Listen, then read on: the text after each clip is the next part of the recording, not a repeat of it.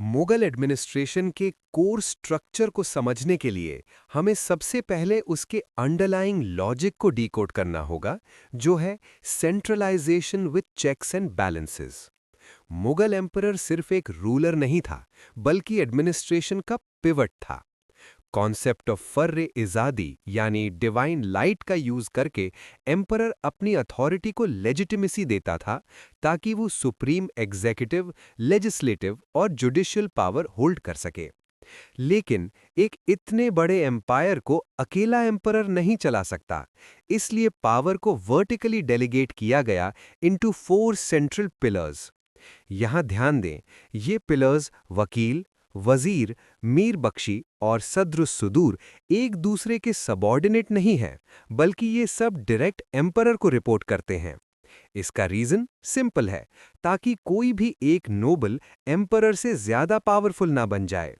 अब इन पिलर्स के फंक्शंस और उनके बीच के चेक्स एंड बैलेंसेस को एनालाइज करते हैं। सबसे पहले वजीर या दीवान को देखो। ये रेवेन्यू और फाइनेंस का हेड है। इसके हाथ में खजाना यानी इंपीरियल ट्रेजरी है और इनकम एक्सपेंडिचर का ऑडिट करना इसका काम है। सोचो जरा, अगर सारा पैसा वजीर के पास है, तो आर्मी किसके पास है? आर्मी का कंट्रोल मीर बख्शी के पास है। मीर बख्शी मिलिट्री डिपार्टमेंट का हेड है, जो मनसबदार्स को मैनेज करता है। हॉर्सेस की ब्रांडिंग यानी दाग और सोल्जर्स का रोल यानी चेहरा चेक करता है। लेकिन यहाँ एक मास्टर स्ट्रोक है एडमिनिस्ट्रेटिव डिजाइन का। मीर बख्शी पे मास्टर है, कमांडर इन चीफ नहीं। वो सोल्जर्स की रिक्रूटमेंट और सैलरी फिक्स करता है, पर सैलरी रिलीज करने के लिए उसे वजीर के सिग्नेचर की जरूरत पड़ती है। समझ आया? जिसके पास तलवार है यानी मिलिट्री, उसके पास तिजोरी की चाबी नहीं है, और जिसके पास तिजोरी है उसके पास फौज नहीं है। ये सेपरेशन ऑफ पावर इसलिए किया गया ताकि मिलिट्री कू या बगावत की पॉसिबिलिटी को खत्म किया जा सके। तीसरा पिलर सद्र सुदूर रिलेटिव्स ग्रांट्स और शरिया लॉ का गार्डियन था, जो मॉरल अथॉरिटी इंश्योर करता था। इन कनेक्टिंग एरोज को देखो स्लाइड में। ये दिखाते हैं कि हॉरिजॉन्टल कनेक्शन नहीं है, सब वर्टिकल हैं towards the emperor. This ensured that the emperor remained the ultimate arbiter, holding the delicate balance between revenue extraction and military might. अब हम सेंट्रल लेवल से नीचे उतरते हैं और देखते हैं कि ये एडमिनिस्ट्रेटिव मशीनरी ग्राउंड लेवल तक कैसे ड्रिल डाउन होती है। सेंटर की अथॉरिटी को वास्ट ज्योग्राफी पर मेंटेन करने के लिए एम्पायर को प्रोविंसेस में डिवाइड किया गया, जिन्हें सूबास कहा जाता था। अकबर के टाइम 12 सूबास थे, जो औरंगजेब के टाइम बढ़कर 21 हो गए। ध्यान देना, यहां भी चेक्स एंड बैलेंसेस का वही प्रिंसिपल अप्लाई किया गया जो सेंटर में था। इस सिस्टम को हम ड्यूअल एडमिनिस्ट्रेशन कहते हैं।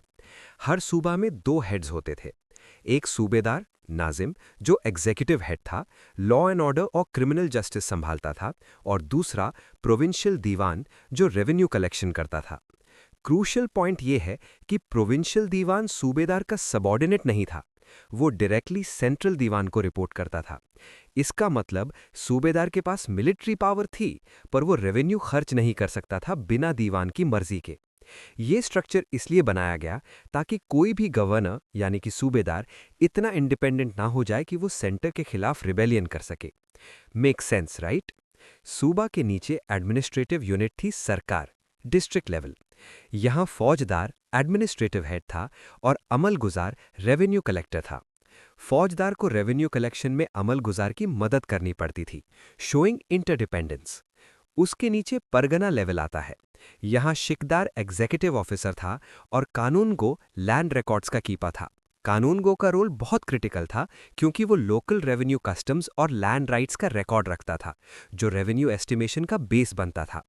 फाइनली सबसे नीचे विलेज यानी मौजा लेवल था, जहां एडमिनिस्ट्रेशन ट्रेडिशनल लाइंस पर चलता था। मुकद्दम हेडमैन लॉ मेंटेन करता था और पटवारी अकाउंटेंट रिकॉर्ड्स रखता था। इस फ्लो चार्ट को देखो।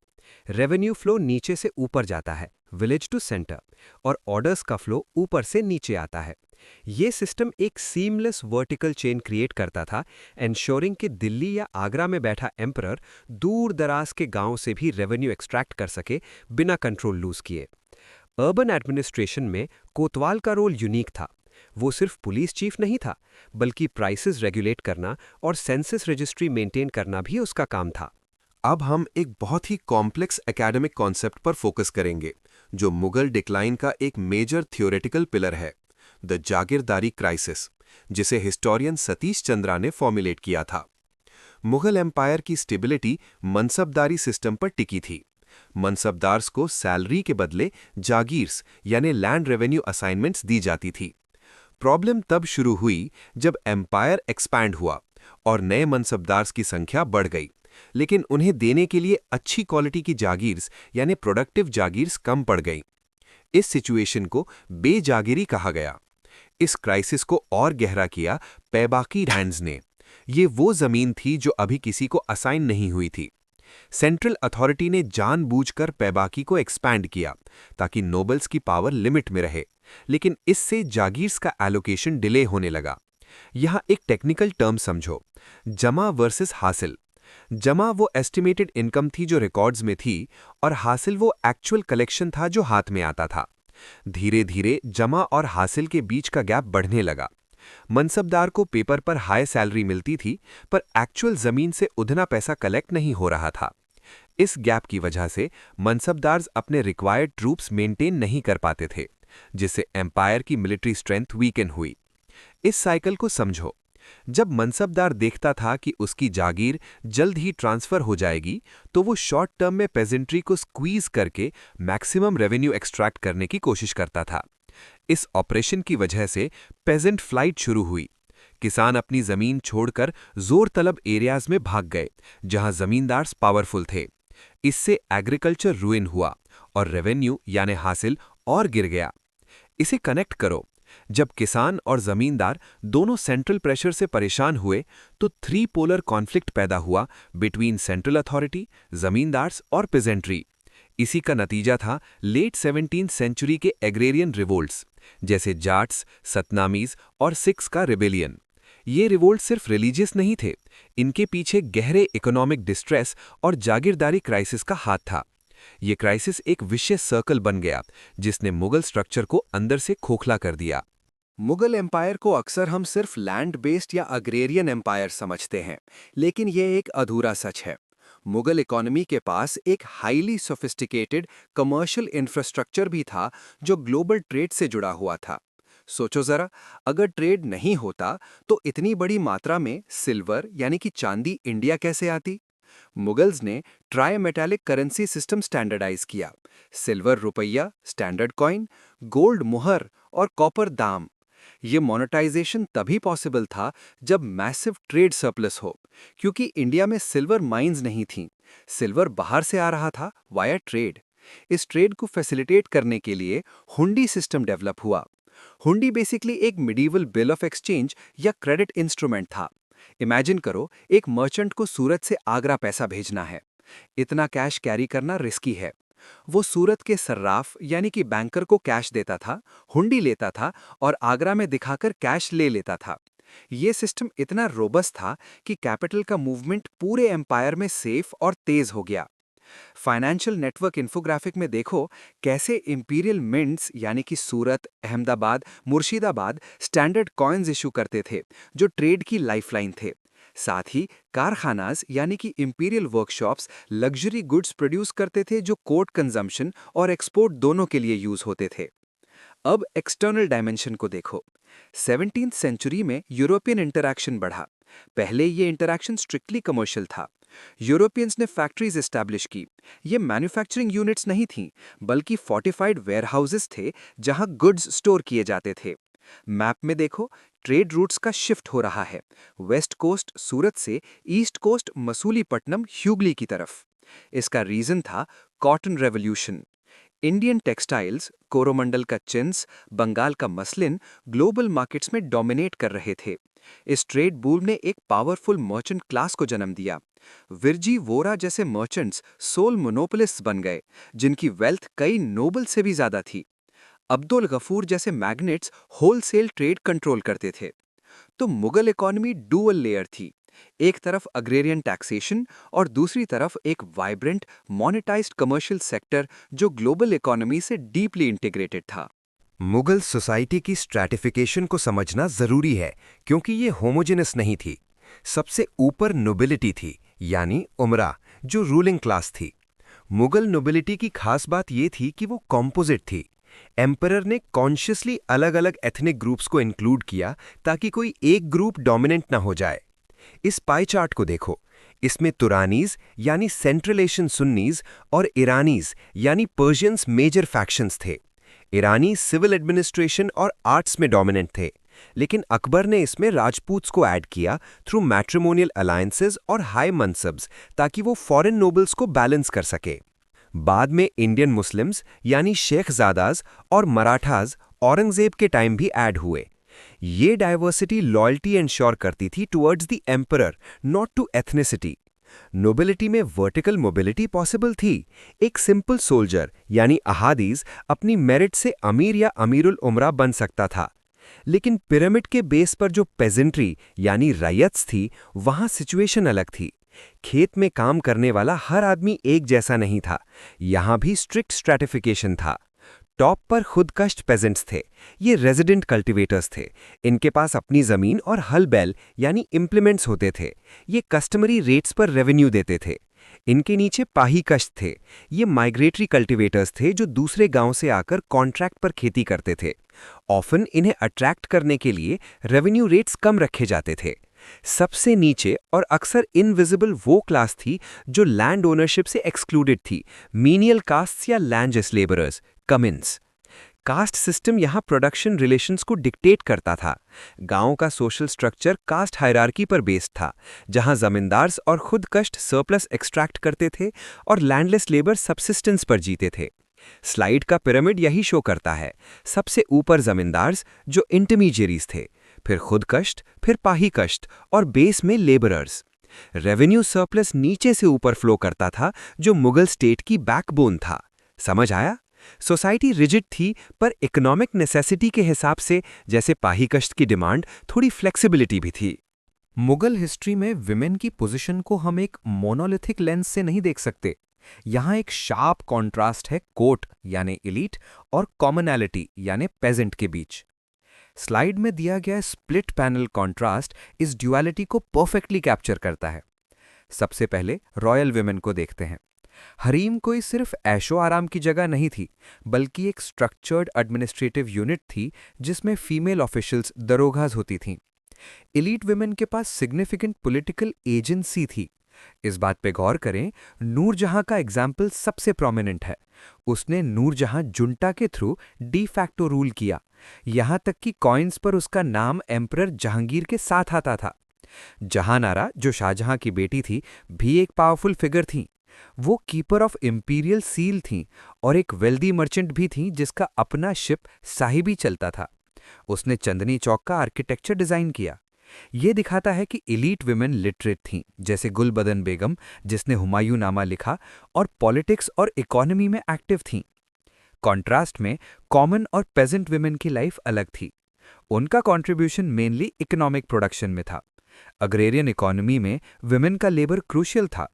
कॉटन स्पिनिंग, सोइंग, वीडिंग और हार्वेस्ट प्रोसेसिंग में उनका रोल इंडिस्पेंसिबल था। बिना उनके लेबर के टेक्सटाइल इंडस्ट्री, जो एक्सपोर्ट का मेन सोर्स था, कोलैप्स हो जाती। सोशली एलीट विमेन पर पर्दा सिस्टम स्ट्रिक्टली अप्लाई होता था, जो उनकी रिस्पेक्टेबिलिटी का सिंबल था। लेकिन पेजेंट विमेन के लिए स्ट्रिक्ट पर्दा फॉलो करना पॉसिबल नहीं था, क्योंकि उन्हें खेत में काम करना पड़ता था। पैराडॉक्स देखो, एलीट विमेन के पास पॉलिटिकल पावर थी, पर सोशल मोबिलिटी कम थी, पर्दा। कॉमन विमेन के पास सोशल फ्रीडम थी, लेबर मोबिलिटी थी, पर पॉलिटिकल पावर जीरो थी। प्रॉपर्टी राइट्स में इस्लामिक लॉ यानी शरिया के तहत विमेन को इनहेरिटेंस, महर यानी डावर और डिवोर्स यानी खुला का राइट था। हालांकि प्रैक्टिस में ये वेरी करता था रीजन और क्लास के हिसाब से। सती प्रथा कुछ मार्शल कम्युनिटीज में प्रेवलेंट थी, जो दिखाता है कि कल्चरल नॉर्म्स रिलीजन के साथ को एग्जिस्ट करते थे। मुगल एम्पायर का डिक्लाइन कोई अचानक घटना नहीं थी, बल्कि ये एक लॉन्ग ड्रॉन प्रोसेस था, जिसमें इंटरनल डिके और एक्सटर्नल शॉक्स दोनों ने रोल प्ले किया। 1707 में औरंगजेब की डेथ के बाद एम्पायर में इंस्टेबिलिटी आ गई। 1707 से 1719 के बीच सिर्फ 12 सालों में 7 एम्परर्स बदले। इस पीरियड को वॉर ऑफ सक्सेशन कहते हैं। इस इंस्टेबिलिटी ने किंग मेकर्स जैसे जुल्फ़िकार खान और सैयद ब्रदर्स को जन्म दिया, जो एम्परर्स को पपेट की तरह नचाते थे।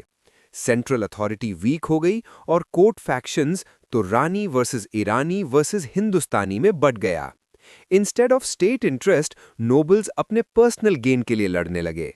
स्ट्रक्चरल फेलियर्स में सबसे बड़ा फैक्टर था एम्पायर ओवर एक्सपेंशन। औरंगजेब की डेक्कन कैंपेन 1679 टू 1707 एक डेक्कन अल्सर बन गई। इसने ट्रेजरी को ड्रेन कर दिया और कम्युनिकेशन लाइंस को स्ट्रेच कर दिया।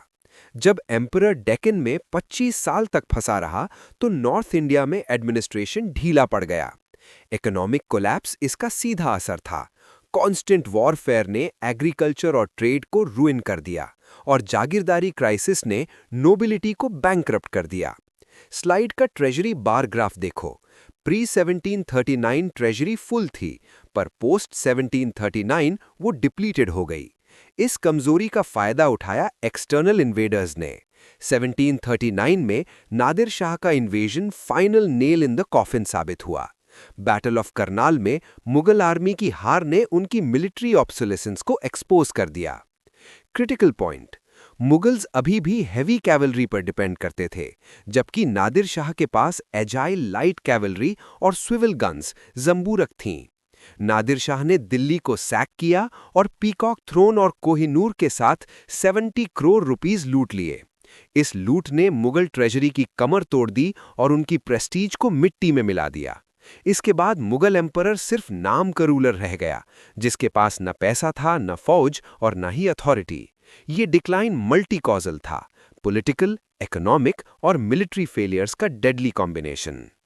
18th सेंचुरी को अक्सर पॉलिटिकल केओस का दौर माना जाता है, लेकिन अगर हम गौर से देखें तो ये राइज ऑफ रीजनल पावर्स और पॉलिटिकल रिकॉन्फिगरेशन का एरा था। सेंट्रल अथॉरिटी यानी मुगल के वीक होने पर रीजन्स ने अपनी ऑटोनॉमी असर्ट करनी शुरू कर दी।